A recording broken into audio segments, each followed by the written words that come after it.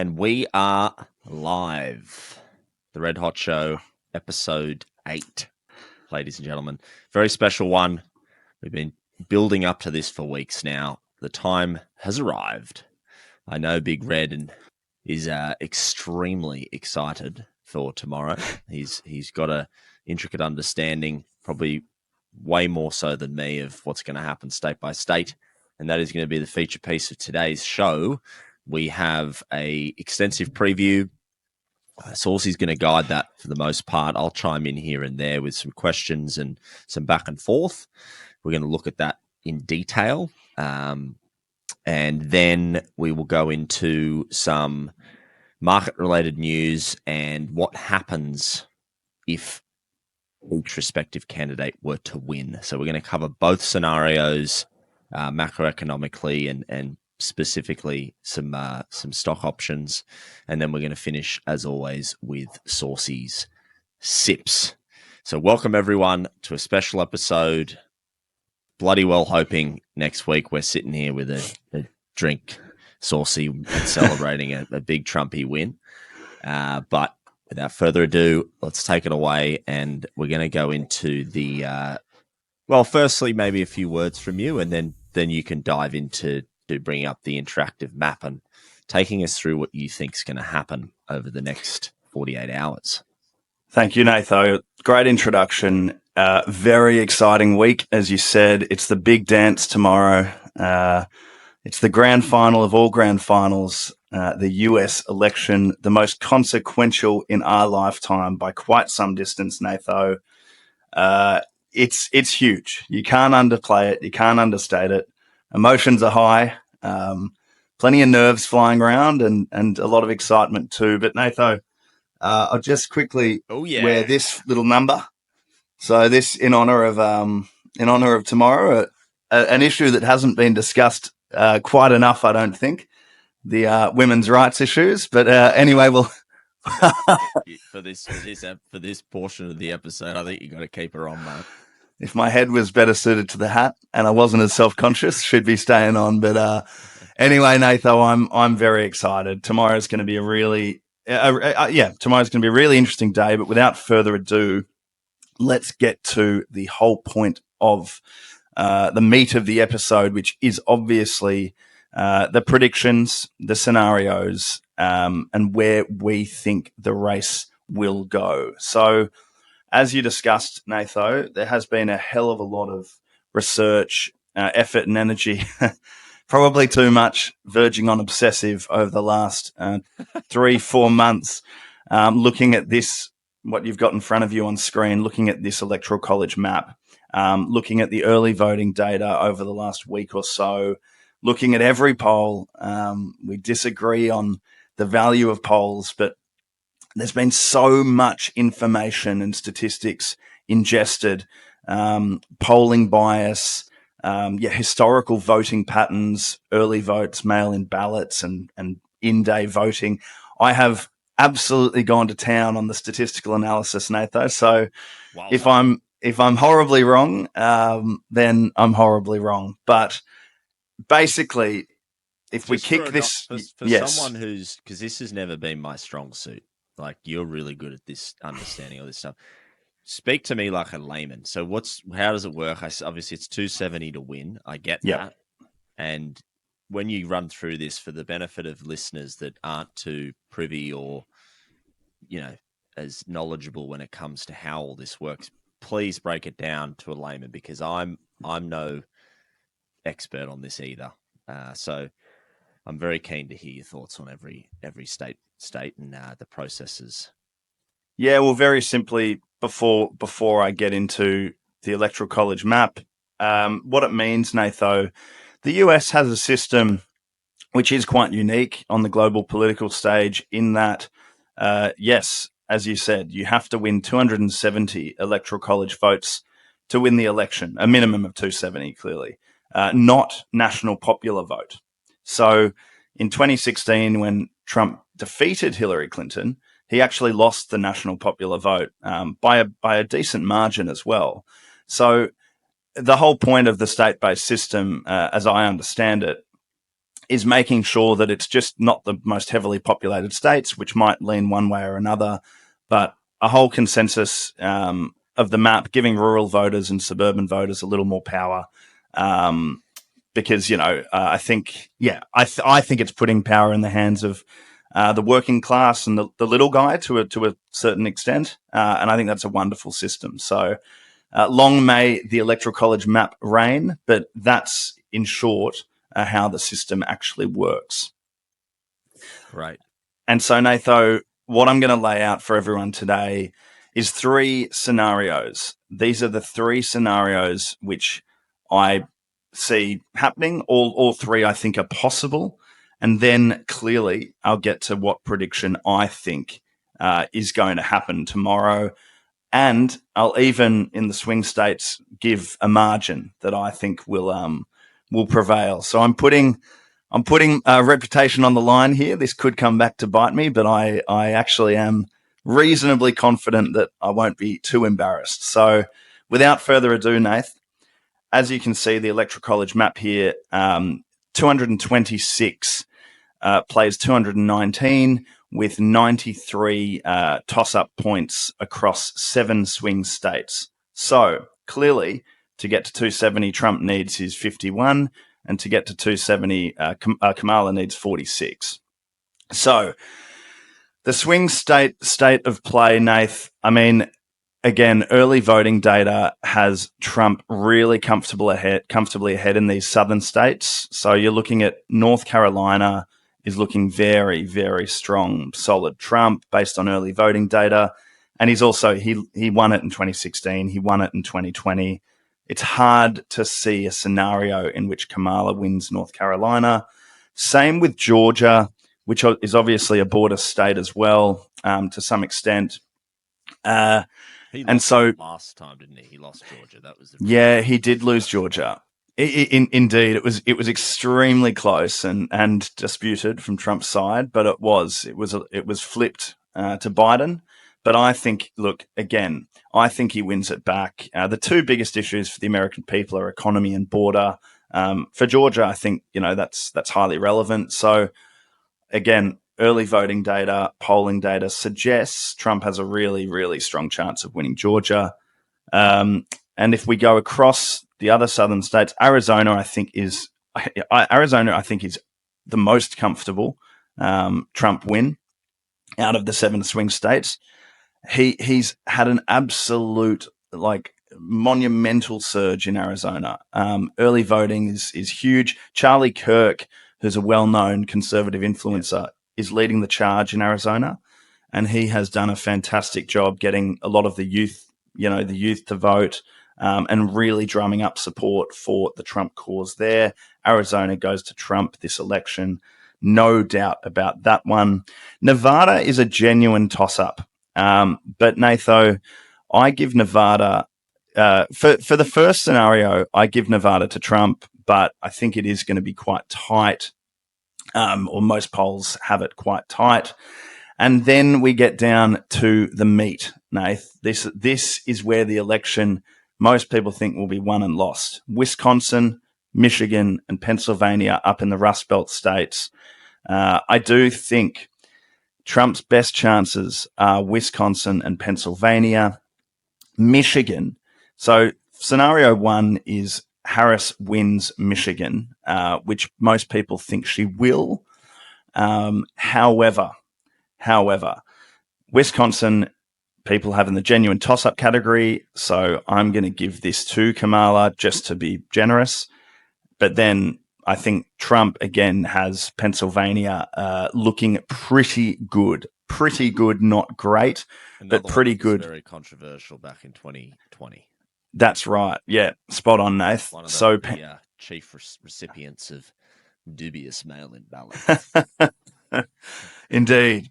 So Pennsylvania is the biggest state, by the way. And if you look at Pennsylvania's numbers, the Democrat firewall, which is basically their lead after early voting, in 2020, I think it was somewhere just up over 1 million. They had 1 million head start prior to election day voting, with mail-in ballots and early in-person voting. This year, this election, they have a lead of 400,000. And they won it by 80,000 last election. So Trump has cut the early voting deficit by 600,000, and given Biden won by 80,000, that is a very significant shift. And that's a very significant indicator that Pennsylvania is absolutely in play for the Republican Party this time around. So, Natho, scenario one is, let's do this. Let's give Wisconsin to Trump, because I think Trump will get Wisconsin. So scenario one is 297 plays 241, which I think is, a very, very realistic probability. Scenario two in the Rust Belts is actually that the blue wall stands up and Kamala wins all three states, giving her 270 plays 268. Now, Natho, if Kamala wins, I just, for the life of me, can't see her winning comfortably. I see her winning 270 to 268, or as we said, Nevada is toss-up range, 276 plays 262. I cannot see Kamala extending her lead beyond that unless she pulls a rabbit out of the hat and wins maybe Georgia. But I think that is extremely unlikely. So scenario two is Kamala wins in a very, very tight race. But scenario three, which is my personal prediction, and this is more upbeat and positive for the Trump faithful among the audience. Scenario three takes into account the polling bias against Trump in the previous two elections. It halves the anti-Trump polling bias, and the polls this cycle round have been, compared to last two elections, unbelievably positive for DJT. We're talking national popular vote lead in many reputable polls. We're talking dead heats and even Trump lead in almost all of the swing states. So there is a clear scenario, Nath, which, again, with early voting, with all of the information I've ingested, there is a clear scenario where Trump takes all 7 swing states. Now, some will be closer than others. I'll get into margins in a second, but this is a very, very likely scenario, and 312 plays 226 is where I think the race will go. This is my personal prediction. It is quite optimistic from a Trump point of view, but again, if polling data is wrong to just half the level that it has been wrong in the last two elections, this is the map you're looking at right here, Natho. So, yes. So there's one other scenario which I don't want to focus on too much, but if the polling data is wrong, like I've said, to a similar degree, I see New Hampshire over here becoming very much toss-up range. Currently, there's like a 4% margin on the polls. Within the margin of error, there's a scenario in which Trump wins Virginia as well. Again, if the polls are wrong to the same degree. And if it gets crazy, so 329 is possible. If it gets crazy, he wins Minnesota and maybe New Mexico, but that's probably pushing it. So if you're looking at a dream landslide win, it's something like this. It's something like 339 plays 199. He could win Maine as well, 1 vote in Maine, so 340. So anyway, Natho, I won't get into that territory, but I'm saying it is possible. But this is the map I think will prevail on election day tomorrow. What are your thoughts? There you go, 312 to 226. Indeed. Yeah, I think I've made my thoughts pretty clear. I mean, if there was true elections and honest elections, it probably looked like the scenario you laid out just before changing it back to this complete landslide.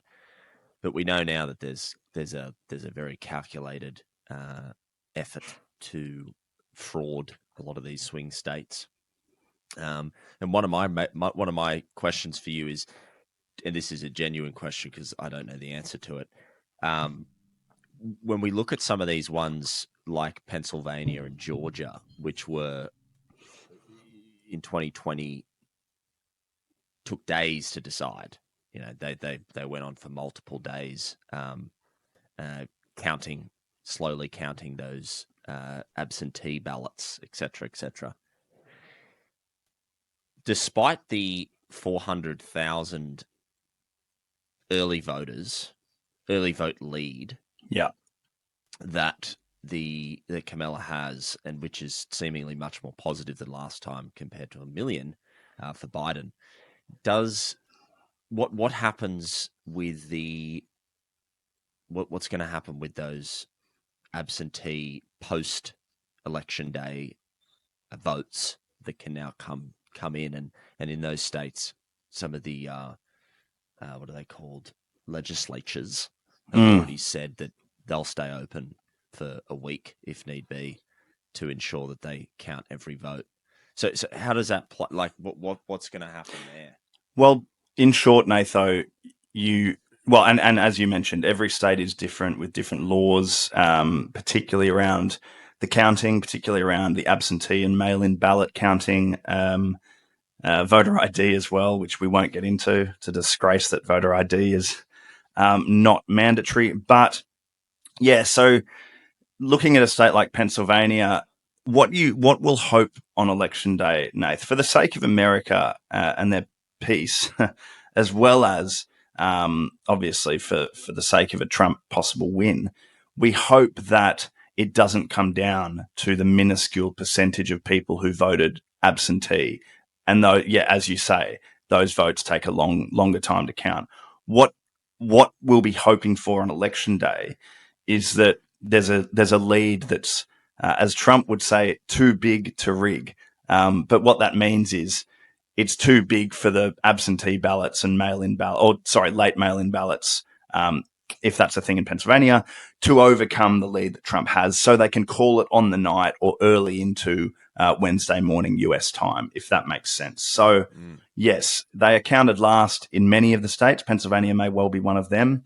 But if the night goes how I think it might, I'm hoping that they can make early calls. Pennsylvania might not be possible because it's slow counting and it's a massive, massive state, but I'm hoping they can make early calls throughout the map. And if the thing is, Nath, if the trend is, say, Wisconsin gets counted quicker, I believe, than Pennsylvania, if Trump's leading Wisconsin comfortably, I think the safe assumption is that he will take Pennsylvania by a similarly comfortable margin, given Pennsylvania is to the right of Wisconsin politically at the moment.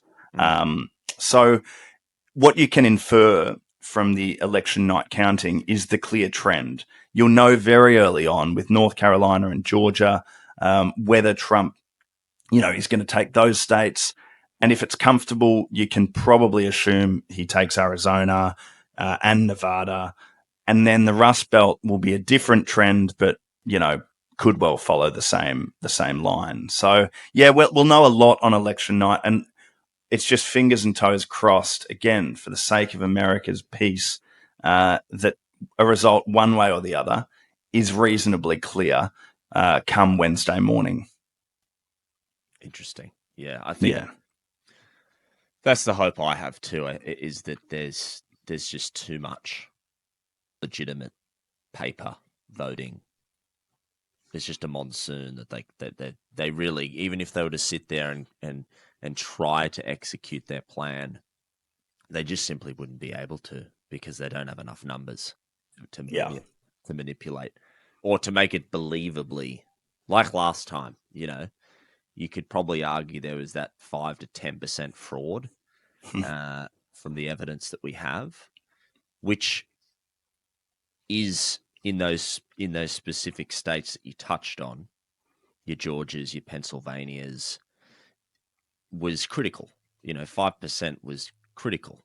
We watched it all swing once Trump had the lead, and then a few hours later, just that 50, 60,000 worth of votes was enough to topple it. Whereas I don't think you can't just come in on election day, right, and go, oh, he's winning by 500,000.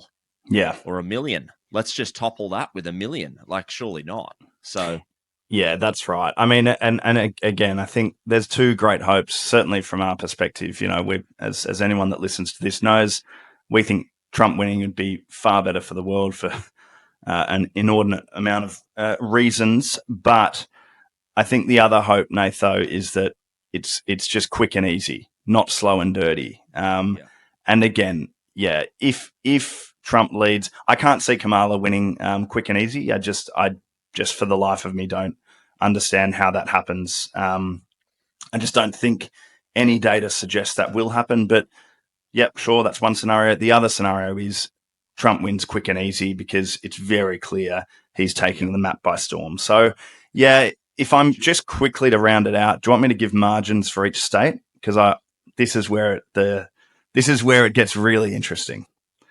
Yeah, for sure. If you want to do that, go for it. So, Natho, the state-by-state predictions, percentage of margin and who will win. As mentioned, I see the map playing out 312 electoral college votes for Trump, plays 226 for Kamala Harris. Let's start with Wisconsin. I believe Trump wins Wisconsin by a tight-ish margin of 1.6%. I think Michigan will be a smaller margin. I think this will be a very narrow win for Trump of 0.4%.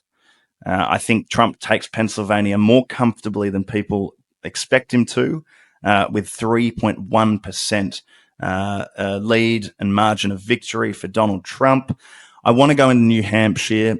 New Hampshire, I think Kamala wins just. I think this will be the closest state. And I think Kamala wins by something like 0.1 or 0.2% of the vote count there. Virginia, similar close story. I think Kamala wins by 2.2%. Moving down to the more southern states, I think North Carolina, Trump will win easily. I think Trump wins by 5.5 or 6% there. Georgia, Trump will win again. Not quite as high a margin, but I'm going 4.5 to 5% there. Moving across to Arizona, where I think this will be a complete domination. I think Trump wins Arizona by as high as 7%, maybe 6.5%. And then across again to Nevada, where I think Trump edges Harris by 1.5 to 2%. And then the last two, Natho, the interesting ones, Texas and Florida, I think we are looking at double-digit margins, baby. So I reckon Texas is just on the button at 10%. And I think Florida, Trump takes by a whopping 10.5 to 11%. And they are the margins I have. Clearly, in order for that to come true, the polling bias in the last two elections, that trend would have to continue quite strongly in alignment with their error in the previous two. So yes, Natho, that's my kind of reputation on the line take in my election predicting career. Well, if it comes through, you can do more of it, Matt. Yeah, exactly. With our local Australian one coming up. Yeah, love it. I really hope it pans out the way you're saying. I feel quite optimistic this week. And yeah, here's hoping. It'll be an interesting couple of days nonetheless. But I'm really just hoping by tomorrow night, we can give each other a bell and go, how good's this? I really do hope that happens. I hope it's just an absolute monsoon and there's nothing they can do. Yeah. Much like Hillary in 2016. It's like, concede. Well, clearly that would be a dream result. But, there are a lot of signals that could happen. Again, it's very hard to know, but I think the way the media has stooped in this election, Natho, and the dark forces at play and just some of the horrendous rhetoric, which we've talked about in previous weeks, God, it would be a pretty bitter pill to swallow if Trump lost. I think that would almost be like the machine does beat the people. The system is too strong. So I'm really hoping that it would be I think the biggest political win of our lifetime, bigger than Trump beating Hillary in 2016. I think this would be a monumental political victory if Trump pulled it off. Well, I mean, we expected to win. We didn't expect him to win then, but no, but everything that's happened, that they've thrown at him, the significance, for sure, yes, for sure, yes. And on that note, I want to just quickly share you with this because this is pretty cool. I bought this morning. So big Trumpy on my favorite ledger, XRP. Meme coins are obviously massive in the crypto space, arguably the soul of the entire space. You've got tons on the Solana chain, the Ethereum chain.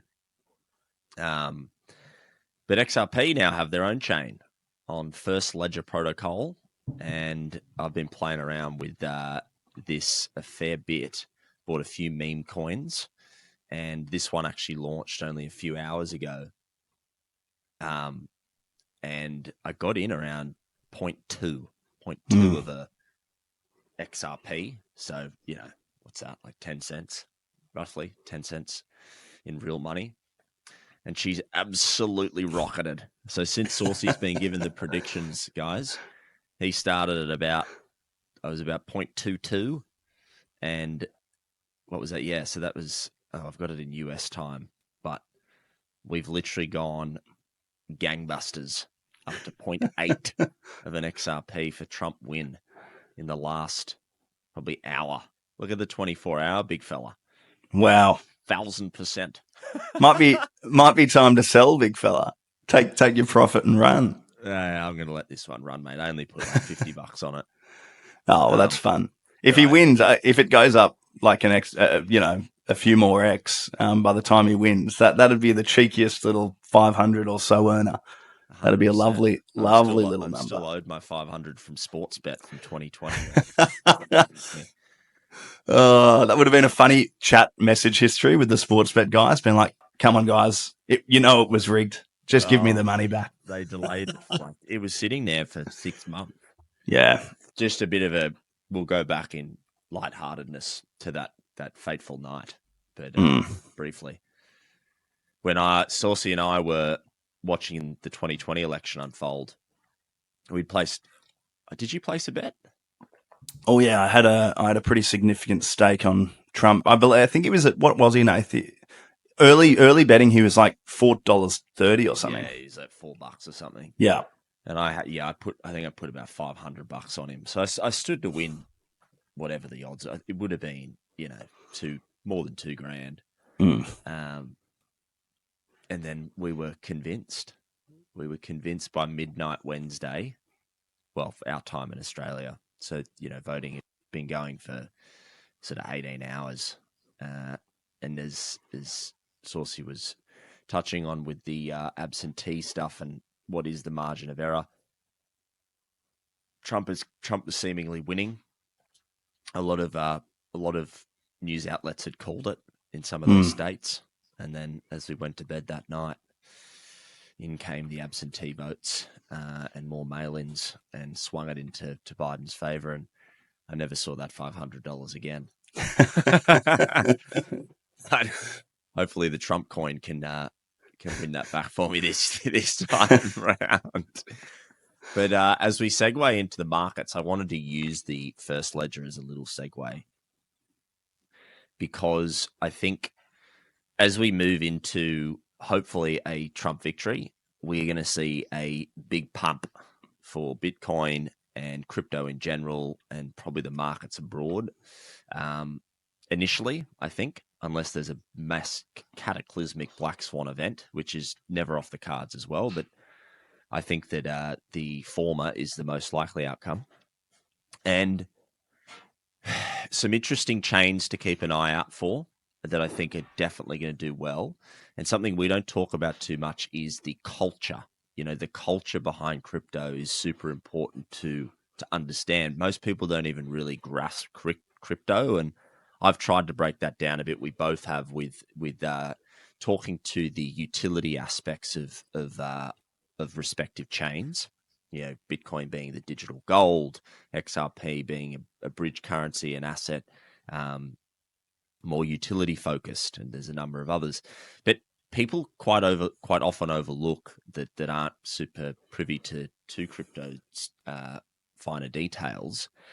The idea of culture, memes have driven culture since we really started using our mobile phones and getting social media. And a big part of money on chain is these popular memes like Pepe, Pepe Trump, Brett. There's tons of them, and even this one that I've just put money on. They drive the cultural narrative within the chain and bring a lot of money to the chain. So if Trumpy wins, I can see in particular I think Solana, I'm going to put out there a couple of picks, not financial advice, but some movers that I think will do really well, other than Bitcoin, which we've harped on about for the last month. Solana is going to do really, really well. It's got probably the biggest at the moment, the biggest cultural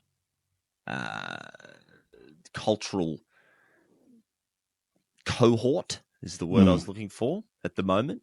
But then the one that's less heard of, which I think is really exciting, is a chain called Sui, which is SUI, and it has more activity on chain now than Solana itself, and it's probably going to pop if Trumpy gets in, and that one's really driving the meme culture, probably more so than Solana.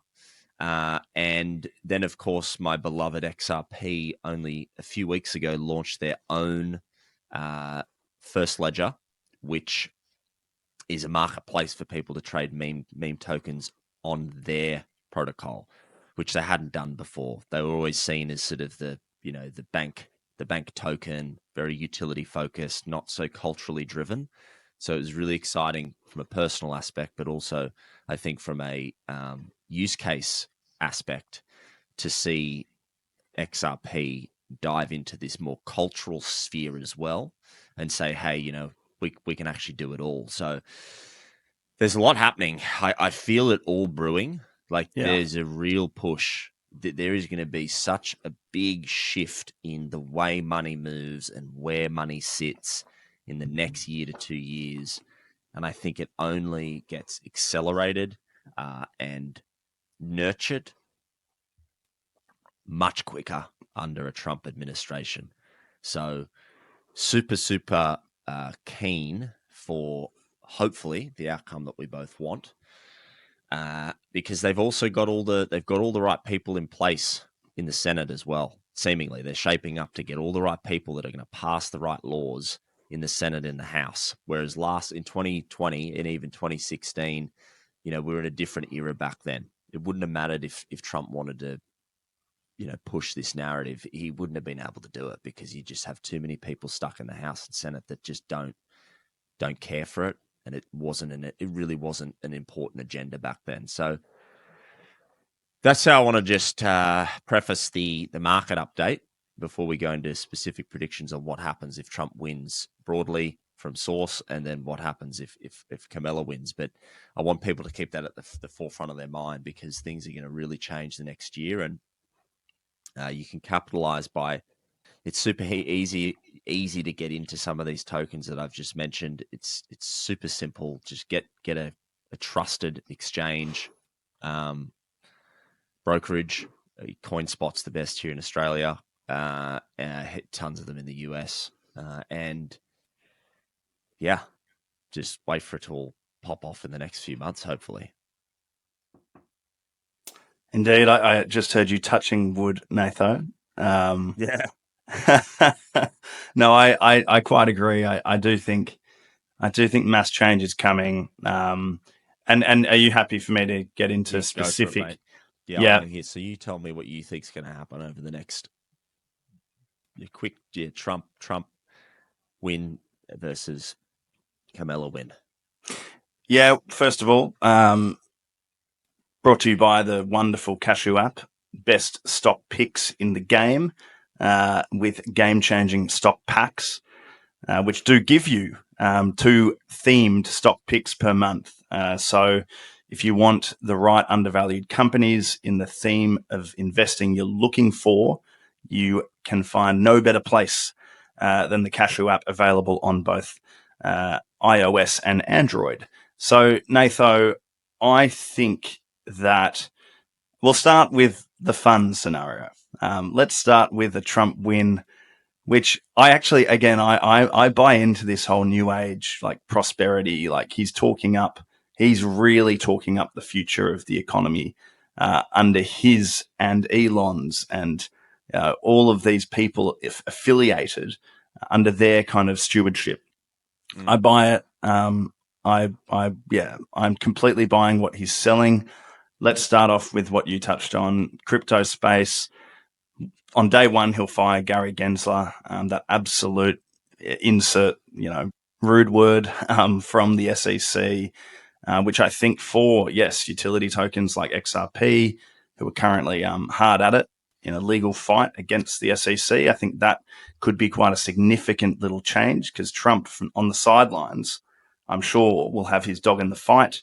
Bitcoin, national stockpile of Bitcoin that the US will engage in. I also think, by the way, given Trump actually has a relationship with world leaders, unlike Biden, like the likes of Xi and the likes of Putin, I think they may well get together and say, look,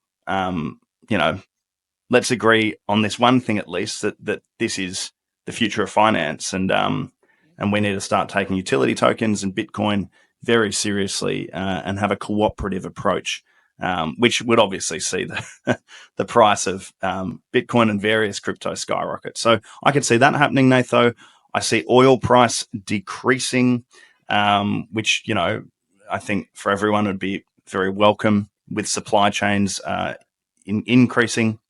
Not only local domestic production in the US, but in the war zones, as we talked about last week. If Trump can stop the wars, I think clearly the oil will be back up and running.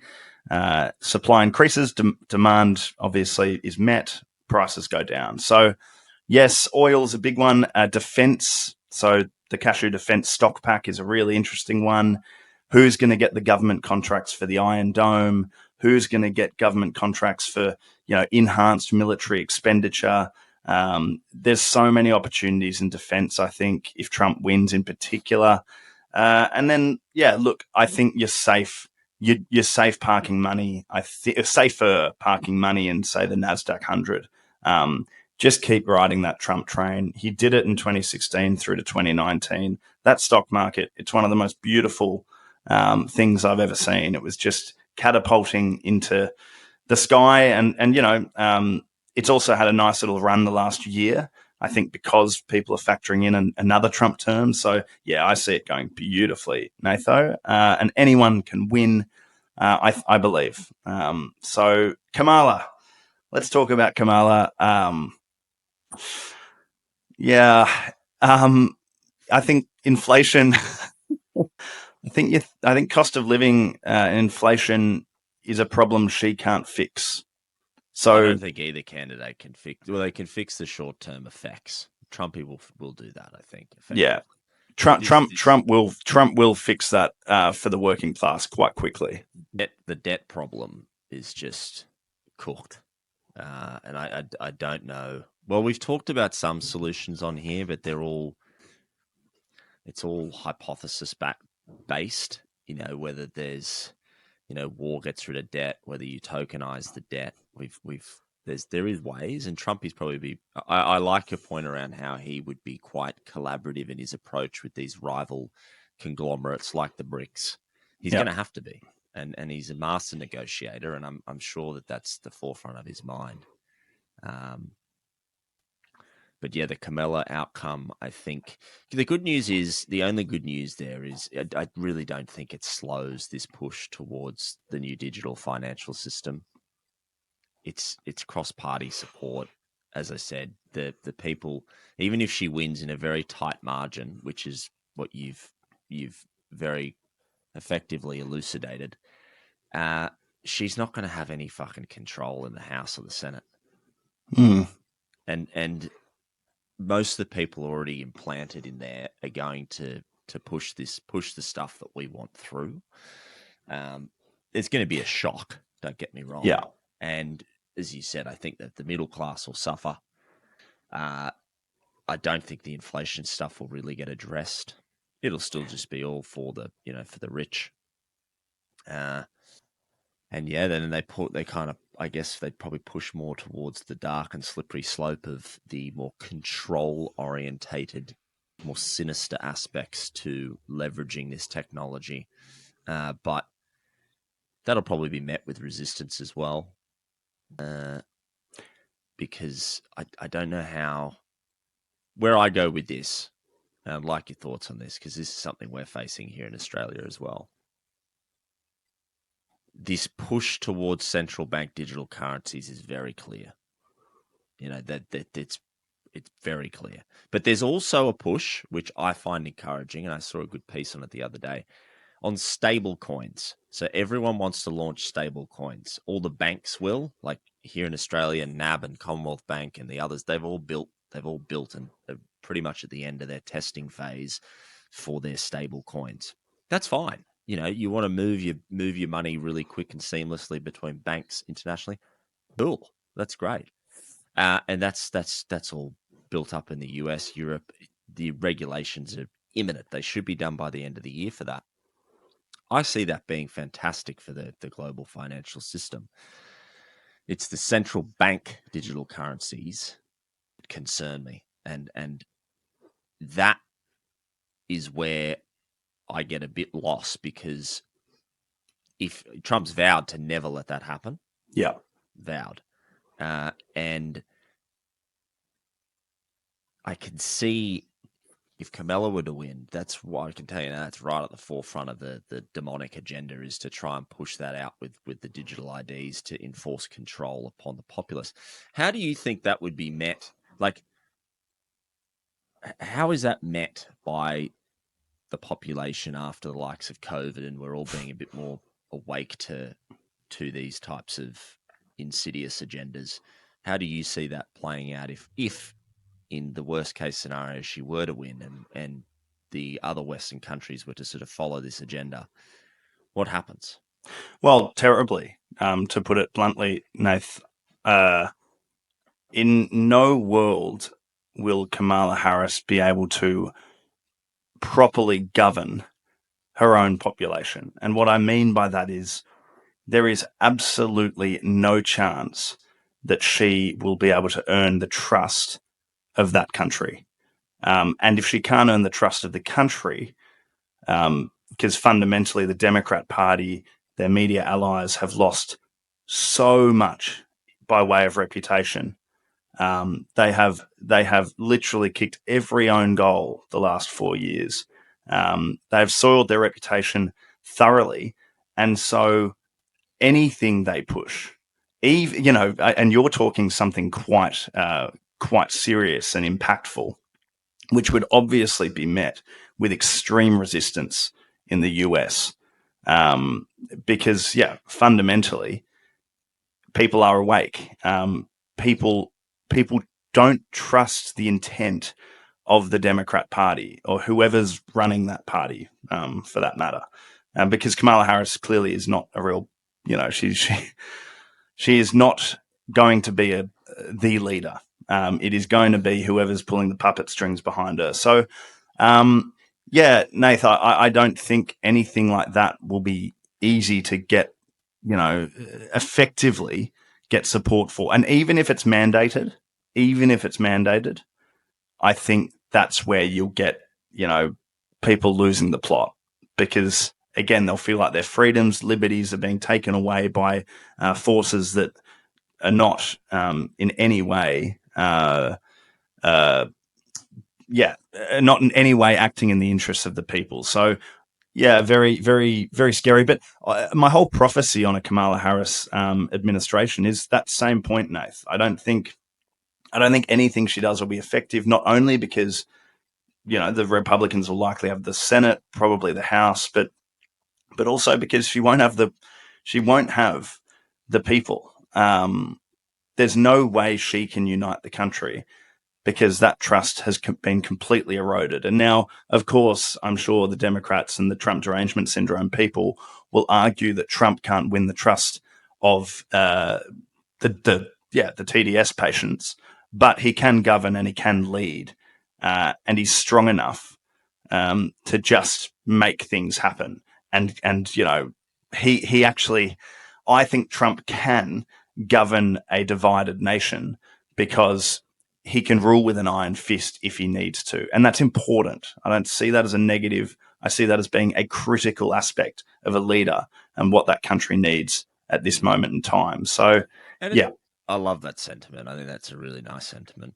And I do agree. And I'd also add to that perhaps it's not as divided as you think.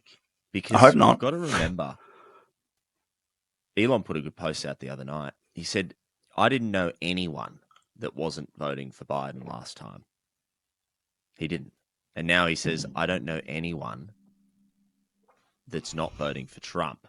And the only reason no one knows about these people is because they're too scared to say it because of reputational problems. We also know that a lot of Camilla's support is staged.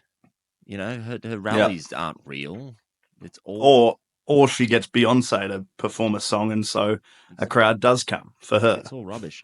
And just on that note, as we've just talked about uniting the nation, mate, Trumpy coin has just gone up to 1.6. You're kidding. I have more than 10x'd my money. Have I 10x? No, I've 8x'd my money in 47 minutes. Go Trumpy! This has been epic. It's unbelievable. Oh, we're gonna have to cut this up into a reel. Hang on. Get it up. I'll quickly it's up to. This is absolutely insane. Look at this. It's gone up again. 1.7. Look at that green thing. Wow. Flying, mate. 1.7. It just it hit 180 just before. So say you put 1,000 on that. That would currently be what? 8,500? Yeah, 8,500. I got it at point. I got it down here at 0.2.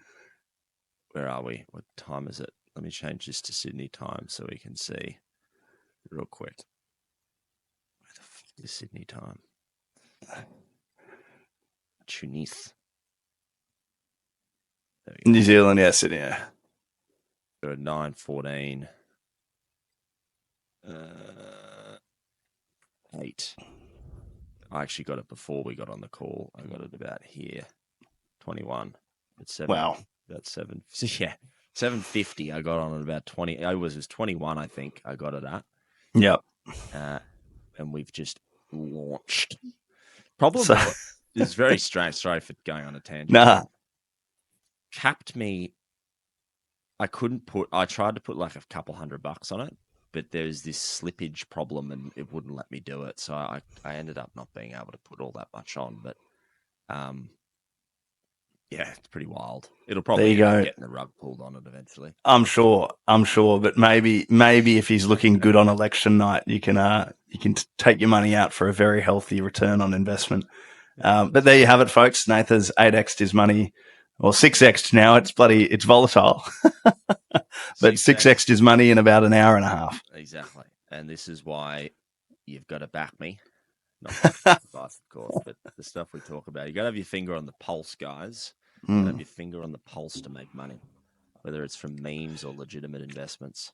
It's good fun, that. It's great fun. Well played, my friend.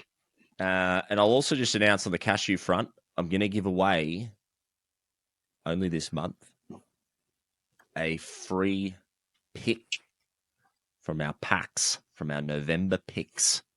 And I'm just going to bring it up now. I haven't done any looking into it yet, but I'm going to give this away. So let's have a look-see from the Hidden Gems pack. Now we'll go the Protect America pack. Little lottery here. We have... I think this is DocuSign, big fella. It is. DocuSign. Yep. I like it. Yeah, and it's, pretty on point. Very, very good technology, good company. I believe that is the pick. DocuSign. That's a ripper. Plenty of contracts to come, guys. Yeah.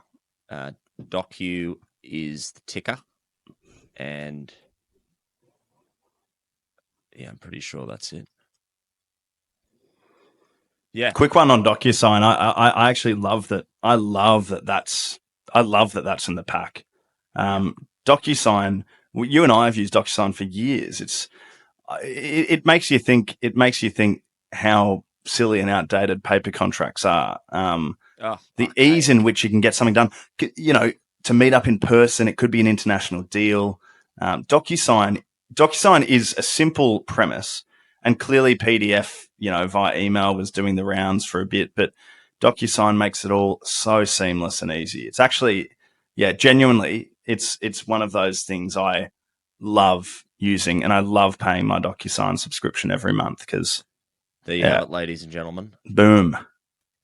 If the camera focuses. No, it's focus. We got it. So DocuSign. Good Bang. little extensive report in there, guys. Couple of highlights I'll give you here. Yeah, it's been pretty steady for a while. It's up.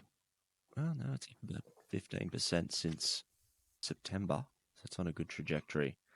Yeah, really cool pick. Anyway, that's our one of our picks.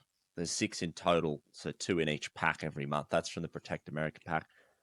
It's quite on brand. And as I said, the performance of these packs, I've said a lot, are exceptional.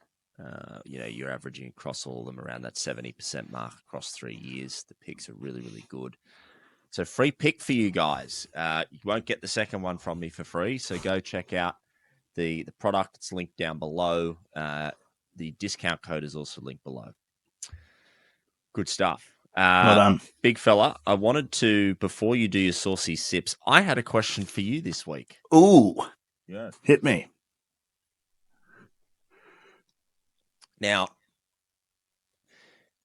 this doesn't have to be political per se. It can be anything. But the theme of this whole discussion, and much of the theme the last few weeks, has been very leadership orientated. The central chord to everything is leadership. So I wanted to ask you, who is your favorite leader of all time and why? Oh, wow. My favorite leader of all time. I mean, okay, well, it is political, but it can be. But it's not because of the politician. It's just purely leadership style. The first name that came to mind is John Howard. And the reason, Natho, is I've been thinking about John Howard a lot. That sounded a bit weird, but I've just been thinking about. So for anyone that's unaware, John Howard was the longest serving, I believe, Prime Minister, and certainly when Nathan and I grew up, he was kind of the staple. He was just that stable, country-loving leader that most of the country really liked throughout his decade-long or 12-year tenure, however long it was, as PM. And, Nath, the reason I think about John Howard is it was a different time, yes, but I think he was totally in sync with the psyche of the country, or at least the vast majority of the people in it. I think his attitude and leadership style was perfectly in sync and reflective of the Australian, the Australian attitudes. And he just understood the Australian public. And it is rare that a leader is so in sync and so in tune. And that was a golden era for Australia. And I do think leaders need to understand who they're leading fundamentally, and they need to be a representation of who they're leading, right? So, yes, the name that came to mind for me is John Howard, because he was the quintessential leader of people that were fundamentally like-minded, and his attitudes were in great synchronicity with the people he served. So yeah, John Howard for me, big boy. Answer. Who would your pick be? I actually really haven't thought about it, to be honest. The question wasn't even planned. It just I loved it. I enjoyed it. Yeah, it's a great answer too. Yeah, leaders. And also, sorry, like if we're talking leadership, you know, I mentioned that you need to be capable of pragmatism. So you need to be able to adjust, and you need to be able to, with any scenario and any circumstance that is occurring, you need to be able to move with what you're seeing and you know, adjust your leadership style accordingly. And I think that's the art of leadership, really, is to, you know, react properly to any situation that arrives and lead, not listen, not, you know, not kind of faff around and get everyone's consensus. Lead, and again, if you're in sync with the people that you're leading, that's a good standpoint to be able to execute. Yeah, I think for me, the one that's really left a lasting impact on me from a story perspective. I mean, I had nothing to do with the guy, or really didn't really grow up in an era where I could have appreciated it, but I've done a lot of research into it. Is Sir Alex Ferguson. His story is amazing. The way that he led Man U, but some of the more granular details of his story is what's left a lasting impact on me, and how I try to at least treat people every day in my life. He was a hero among the common folk. You know, he knew the cleaning lady's name. He knew the kitchen hand's name. He knew every single person at that organization, and he treated them with the exact same amount of respect as the players that were getting paid squillions of dollars. And that was the testament. That was the hallmark of the man, you know. And I think all great leaders have that ability to create this beautiful level playing field where every single person within an organization or within a political party or whatever, it doesn't really matter, a sports team, they all feel a part of something much, much bigger, and they all play a critical role, and they feel important, they feel loved, they feel cared for. And I've looked at his story a lot, and that's just a common thread that I'm sure is cross applicable to many successful sporting organisations. You look at Ivan Cleary, what he's done with the Penrith Panthers. Even though I'm not a fan of them, I'm a fan of the Roosters. Trent had his golden era, but there's a lot of coaches as well that have done similar things here and across the world. But more famously, you know, his was very prolonged. Yeah, his was over a very, very, very, very long time, and in such a arguably the most. As a coach in that sport, you're under the magnifying glass more than any other sport, really, with the money that's at stake and the fans and how passionate they are about about their sport. So, yeah, he to me stands out, and it's a sentiment that I try to look at every day, because you don't have to be a politician or a leader to apply that to your life. As long as you treat every single human being with respect and the same as one another. You know, love thy neighbor. You treat everyone the same, you're gonna do some good things. So, yeah, that would be mine. That pops to my mind, my friend. Beautiful. Well, yes. Yeah, that's a ripper. God, and you know, he built one of the world's most recognizable brands. In the way he executed his leadership, as you said, he knew everyone at the organization, and upon respect and upon earning trust, he built Manchester United into a global icon that unfortunately is fading rapidly, but we won't get into that territory. And my Manchester United friends will be very upset with that cheeky little dig. But Natho, should we move on to your favourite segment? We will, my friend. And as you go in, I just want to update the listeners. What's she at? It's blurry. 2.24. So we've now, I don't know what we've done. I think we've turned $10 into 110. Well, now you've 11x'd. Now you've 11x'd. Go Trumpy. Wow, wait. Huge. I'm looking forward to that reel, by the way, just like the updates on your little meme coin.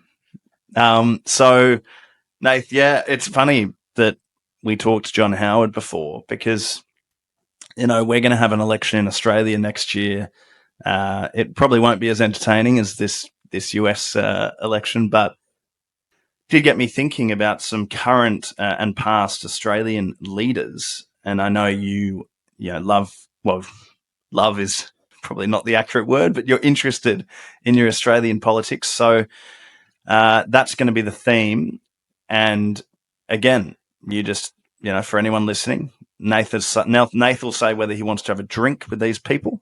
And then he's sitting with whoever he wants to have a drink with at the bar, and he has to choose which drink he'd get each of them and discuss the vibe and whatnot. So without further ado, Natho, I'm going to start with former Liberal Party leader and Prime Minister Tony Abbott.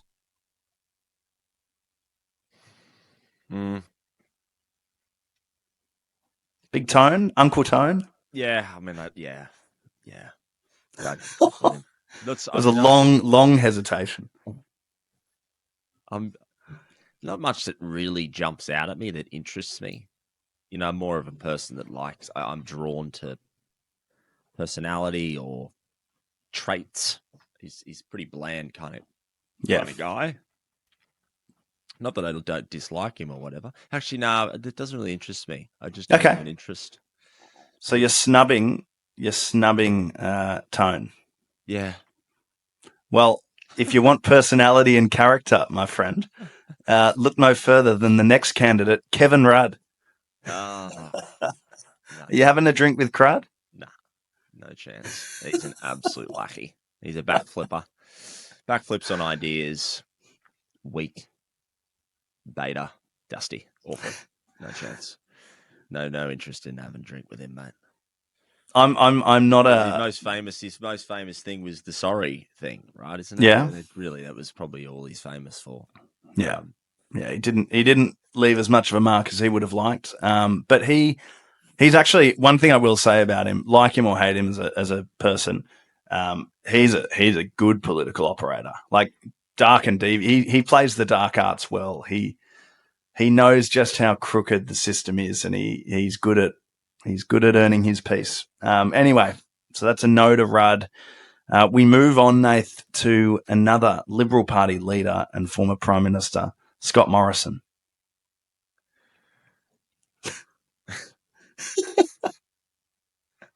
Yeah, I would. Wow. Just because we know there's a lot of connections there. We've got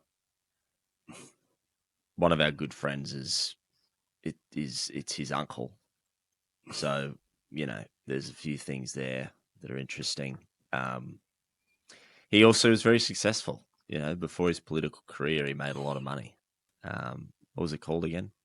I think you're talking about Malcolm Turnbull. Isn't that what you said? No, I said Scott Morrison. Oh, ScoMo. No chance. Why did I think you said Malcolm? Or maybe I did. We'll have to play it back. But now I've wigged myself out. I think you did say ScoMo. But did I? Just went straight to it. I don't know why it went to Malcolm, but it did. Well, naturally he was. Well, ScoMo, no chance, mate. No interest. Again, lackey. He was awful. He's brought in a lot of these fucking things that we really dislike, mate. The misinformation stuff. Not the misinformation stuff. He brought in the Online Safety Act, the e-safe. Like, there's a lot of shit there that I'm really not a fan of. He handled COVID terribly, absolutely terribly. Not that he could have done too much, really. I mean, it was state by state, but still, it wasn't. You talk about leadership and having some bloody gall about you. I didn't see it, so no, you won't be. I won't be having a beer with him, mate. Righto. So last person, and by the way, at the moment you're drinking alone. So That's okay. I don't mind. Time to time. The last person on the list is none other than Senator Pauline Hanson. Hey, we got someone at the table. Yes, 100%. You're having a drink with Pauline? Easy. I'm getting Pauline whatever she wants, and I'm getting her to bring, or I'll buy off her. Shout out Pauline. Her rum. Her rum. Yeah. Her nice red rum. Red as their Saucy's hair and her hair. Just beautiful, beautiful color, beautiful texture, I'm sure. You've bought a bottle in the past, haven't you? I have bought a bottle. I'm a huge, huge fan of those cartoons she makes. I just think, I mean, look, and this is the thing as well. Again, like or hate Pauline, unless you don't have a sense of humor and you're just so sensitive that, you can't cop a joke, Pauline Hanson's political cartoons, they're on YouTube or her Instagram, are comedic gold. I think they're so funny. And also it's so nice to see, a politician take the piss out of herself, and all, basically the whole thing, and just put it in a really lighthearted and funny kind of way for the Australian people to digest. I think it's brilliant. And that's why I want her to continue to do it, because it's gold. So Nath, you're with Pauline, and yeah, what is it? You're just getting her bottle of rum and you're hoeing into it. Yeah, I think that's the go, mate. Yeah, we're gonna share a bottle of her rum, and anything else that the lovely lady wants. She fights the good fight. She has been for a long time. Yeah, and she had she copped a loss in the courts last week, which we might talk about at another time. But Natho, that I think rounds out episode 8. Episode 8. We've got lots of momentum, guys. We're getting some steam up on the Instagram and TikTok, which is cool. And yeah, very thankful for the support. YouTube will get there. But no, we're loving it. And soon enough, probably in the new year, we'll upgrade some things and the production quality will improve. But the more encouraging thing is it's just great to see everyone's enjoying what we're putting out. And we absolutely love doing it. So thanks for listening, guys. And we will see you next week. Hopefully a very happy couple of lads. Yeah, I actually think next week's going to be compulsory viewing, because you're either going to get 2 pretty bitter and twisted blokes, or you're going to get 2 happy as Larry fellas. So stay tuned. Thanks, guys. We'll see you in the next one.